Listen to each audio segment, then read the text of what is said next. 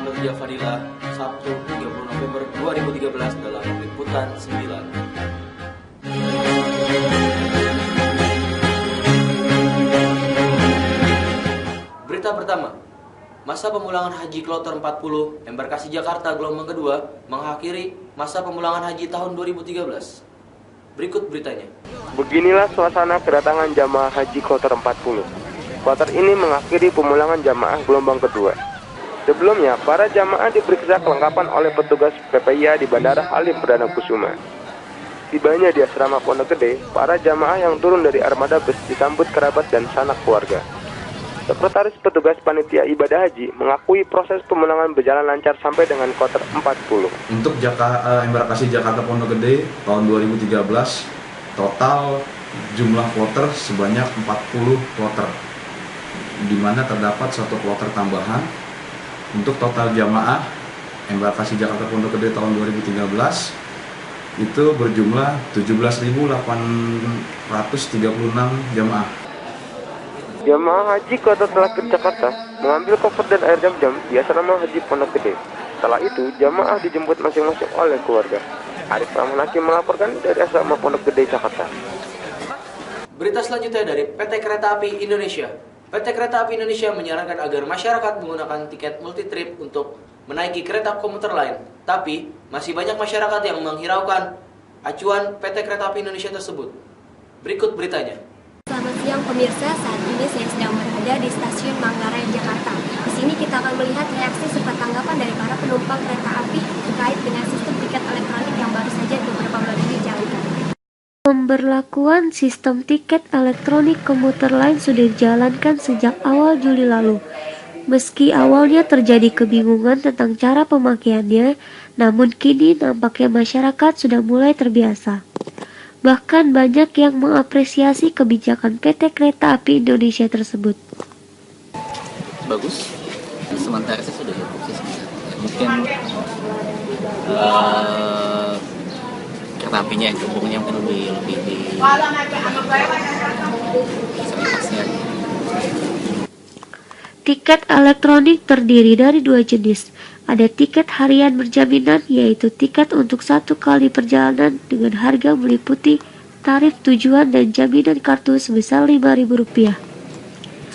Lalu ada multi trip, yaitu tiket yang bisa dipakai untuk lebih dari satu kali perjalanan yang dihargai Rp20.000 untuk kartu perdananya dan saldo awal sebesar Rp30.000. Namun PT KAI menyarankan penumpang untuk lebih memilih memakai multi-trip. Karena keuntungannya, penumpang tidak perlu antri dan hanya tinggal mengisi saldo sesuai dengan kebutuhan.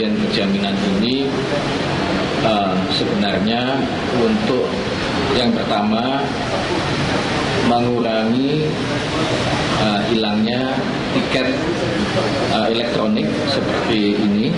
Ya, mengurangi tiket elektronik seperti ini yang dibeli tiap hari itu, tiap hari itu ada kehilangan dan sebagainya. Tapi sepertinya tidak sedikit penumpang yang sampai saat ini masih enggan menggunakannya dengan berbagai alasan. Kalau yang multi-trip itu sih Mbak kayak langganan gitu kan. Cuman saya kan orangnya kan suka teledor, takutnya kan kartunya hilang. Jadi sekali satu kartu aja 50.000 kan, jadi kalau misalkan hilang ya 50.000 kan, kalau ini hilang paling 5.000 kan Mbak. Meskipun masih harus ada beberapa perbaikan terkait sistem tiket yang baru tersebut, namun apapun usaha dari PT KAI semoga mampu menjadi salah satu langkah yang baik untuk memperbaiki sistem transportasi di Indonesia dan akan lebih baik lagi jika didukung penuh oleh masyarakat. Sekian laporan hari ini, saya Maria Ulfa, Anissa Radira melaporkan. Demikian Liputan 9 Sabtu 30 November 2013. Saya Muhammad Rijal Fadila dan kru yang bertugas pamit undur diri dan sampai jumpa.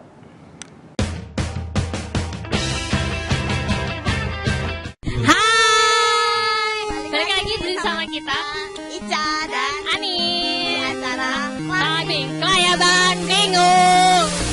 Hari ini kita lagi ada di kota tua Jakarta nih. Iya, pasti seru banget ya. Pokoknya kalau kalian mau tahu kita ngapain aja, ikutin terus ya. Akhir pekan memang saat yang paling tepat untuk berlibur. Bukan hanya di luar kota, dalam kota pun banyak tempat menarik untuk dikunjungi. Salah satunya tempat saya berada saat ini. Saat ini saya berada di kawasan Kota Tua, Jakarta. Dan salah satu daya tarik di kawasan ini berada di sepeda ontelnya ya. Kita bisa menyewa sepeda ontel untuk berkeliling seluruh kawasan di Kota Tua, Jakarta ini. Untuk lebih lengkapnya, kita tanya-tanya yuk sama pemiliknya. Oke, kali ini saya udah bersama pemiliknya ya. Coba kita tanya-tanya dulu kali ya. Siang Pak, namanya siapa? Roy.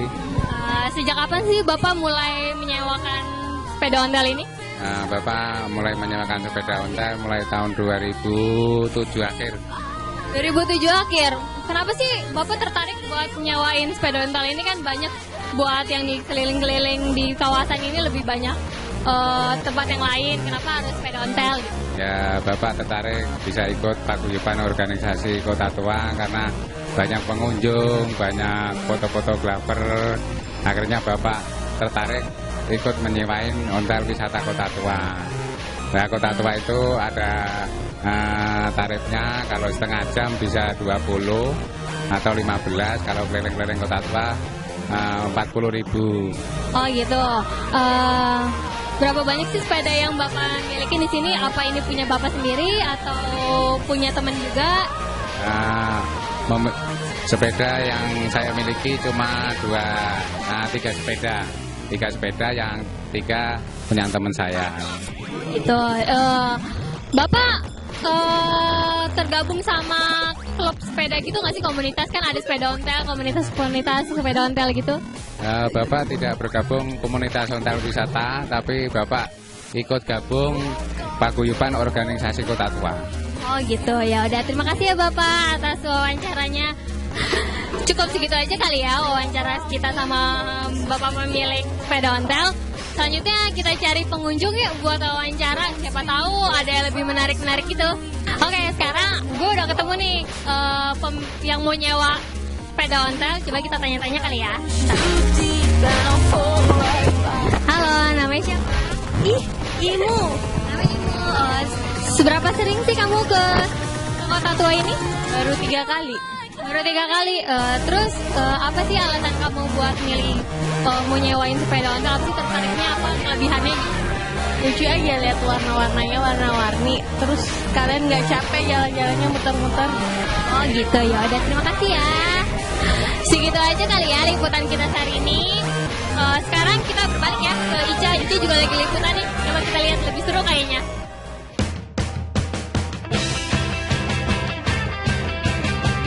Habis jalan-jalan naik ontel, kayaknya capek ya, panas lagi, udah siang.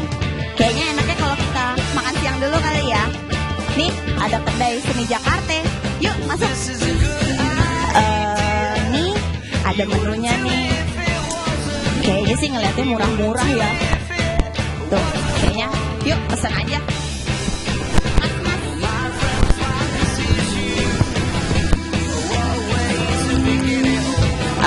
Aku mau pesan ya.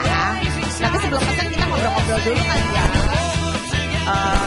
Ini Mas dengan Mas siapa ya? Bora. Bora sebagai apa? Di sini sebagai manajer. Oke, sebagai manajer ya. Aku mau nanya dong Mas, kafe ini udah buka dari kapan sih? Kafe ini baru 5 bulan, awal Juni kita baru buka. Konsepnya apa ya Mas ya? Kita punya nama Kedai Seni Jakarta. Konsepnya sendiri Kedai Seni itu intinya merangkul komunitas. Semua komunitas yang berkegiatan di bidang seni, kita open buat mereka. Sama kita juga suka buat event-event nasional seperti ya, itu kegiatan kita.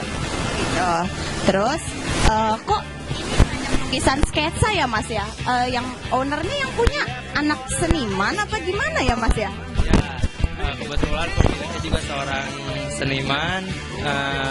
Ini juga lukisan-lukisan punya teman-teman seniman. Ya siapa aja yang mau display di sini sangat terbuka. Oke, terus abis itu apa sih bedanya kafe ini sama kafe yang lain? Kan di depan ada kafe yang katanya agak mahal itu ya, gitu kan? Kok ini apa sih yang bikin beda gitu? Mungkin kalau dari bangunan kan punya ceritanya, sejarahnya panjang. Dari menu mungkin pelayannya juga ramah-ramah. Ya, kita punya ya makanan andalan kayak bakmi goreng, bakmi godong. Ya. Terus abis itu kalau boleh tahu nih pemasukan seharinya berapa sih kira-kira untuk weekdays sama weekendnya? Kira-kira aja. Bisa per minggu kali ya. Per minggu bisa ya 10 sampai 20 juta. Iya, alhamdulillah kalau gitu. Terus boleh nih kira-kira kalau mau promosi sedikit lah ya, mungkin yang ntar kan buat yang pemirsa yang nonton di rumah ya, siapa tahu mau datang ke sini gitu. Promosinya kira-kira apa sih yang ngebuat pemirsa tuh harus datang banget ke sini gitu kira-kira? Ya pokoknya harus nyobain semua masakan chef kita, ada chef Boris. Minuman-minuman kita ya semuanya bisa ya pokoknya enak ya, dijamin. Kalau gitu pemirsa, itu wawancara singkat kita. Makasih ya Mas ya.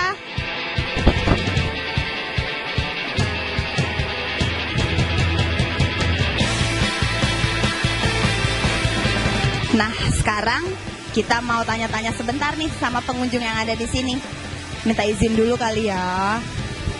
Halo Mas, Mbak, boleh tanya-tanya sedikit nggak? Mbak siapa? Kim. Mas siapa? Alex. Oke, kalau gitu aku mau nanya dong, udah berapa kali sih kesini? Kita sih kalau kesini sih kurang tahu berapa kali, cuman setiap kita ke Kota Tua sih pasti kita mampir ke sini. Oh gitu. Menurut Mbak, makanannya gimana Mbak? Kalau menurut saya sih makanannya enak-enak, harganya juga terjangkau. Suasananya kayaknya ya suasana liburan lah ya. Kalau menurut Mas gimana ya? Di sini kan suasananya juga rame. Udah gitu apa ya nuansanya? Oke, kalau begitu.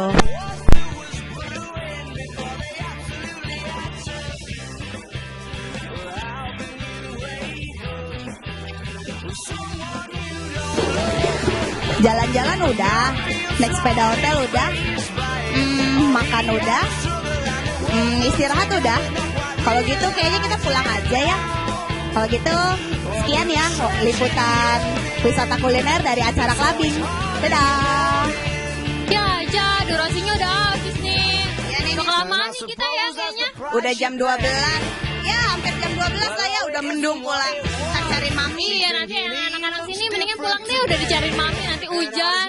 Ya udah kalau gitu sampai ketemu minggu depan di acara clubbing bersama gue Anis dan Ica. Udah, see you, bye.